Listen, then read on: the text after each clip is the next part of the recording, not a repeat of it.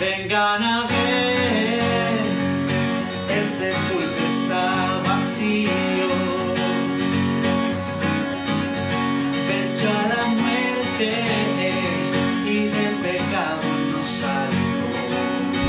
Lunes de la tercera semana del tiempo de Pascua. Lectura del libro de los Hechos de los Apóstoles. En aquellos días, Esteban, lleno de gracia y poder, realizaba grandes prodigios y signos en medio del pueblo.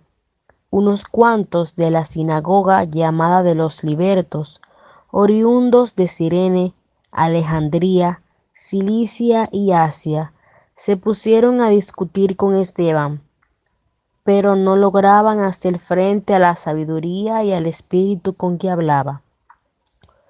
Entonces indujeron a unos que asegurasen: le hemos oído palabras blasfemas contra Moisés y contra Dios.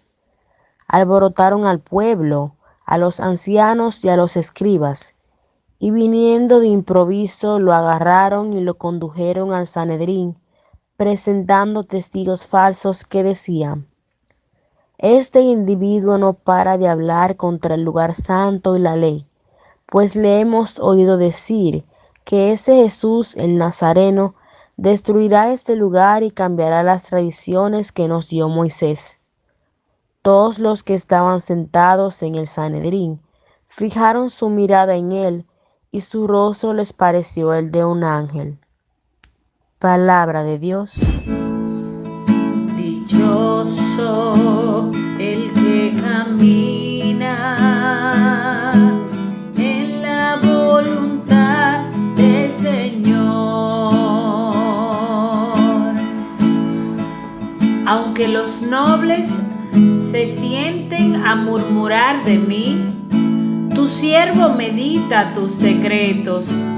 Tus preceptos son mi delicia, tus enseñanzas son mis consejeros.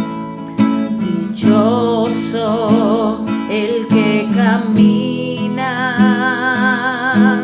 en la voluntad del Señor. Te expliqué mi camino y me escuchaste. Enséñame tus mandamientos, instrúyeme en el camino de tus mandatos y meditaré tus maravillas. Dichoso el que camina en la voluntad del Señor. Apártame del camino falso y dame la gracia de tu voluntad. Escogí el camino verdadero, deseé tus mandamientos. Dichoso el que camina en la voluntad del Señor.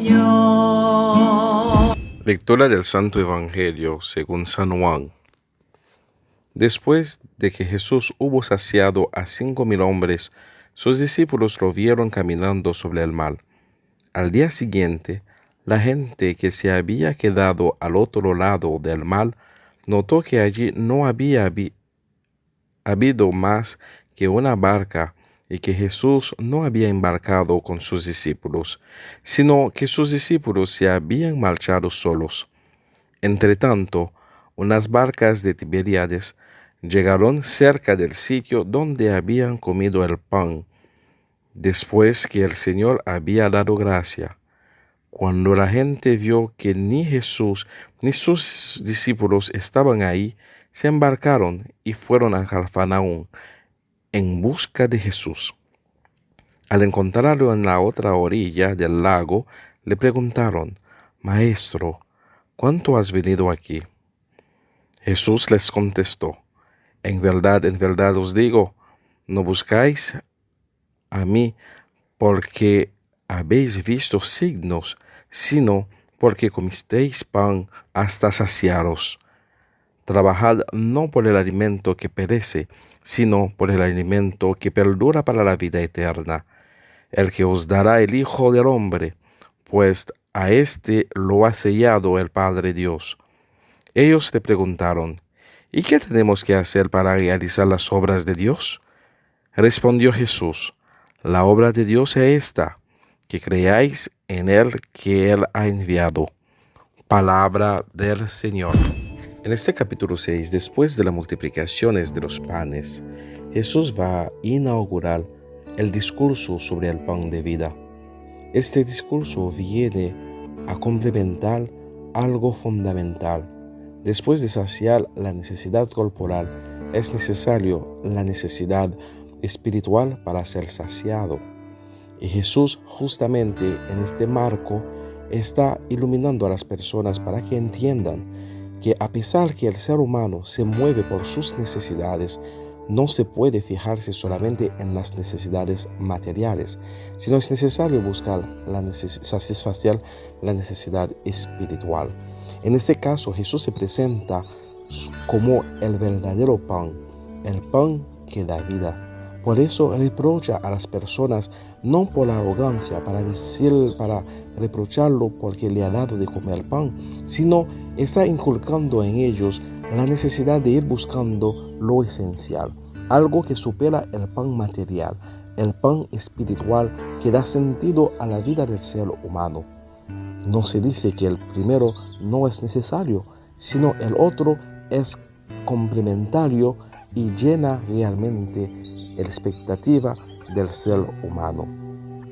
En este caso, Jesús, que está muy lleno en la voluntad del Padre, enseña que el verdadero camino consiste en hacer la voluntad del Padre, en aceptar aquello que el Padre ha enviado. Así Jesús se personifica como el camino que da la verdadera vida.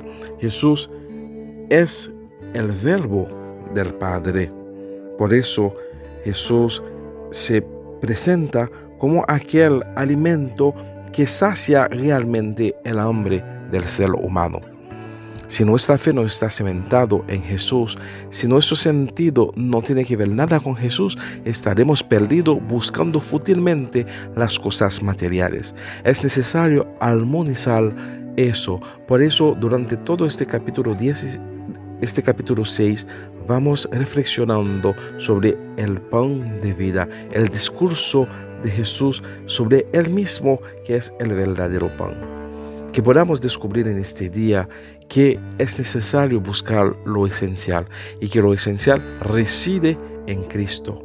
Que nuestra vida sea fundamentado en Cristo, que es el verdadero sentido, el verdadero alimento que sacia nuestra sed.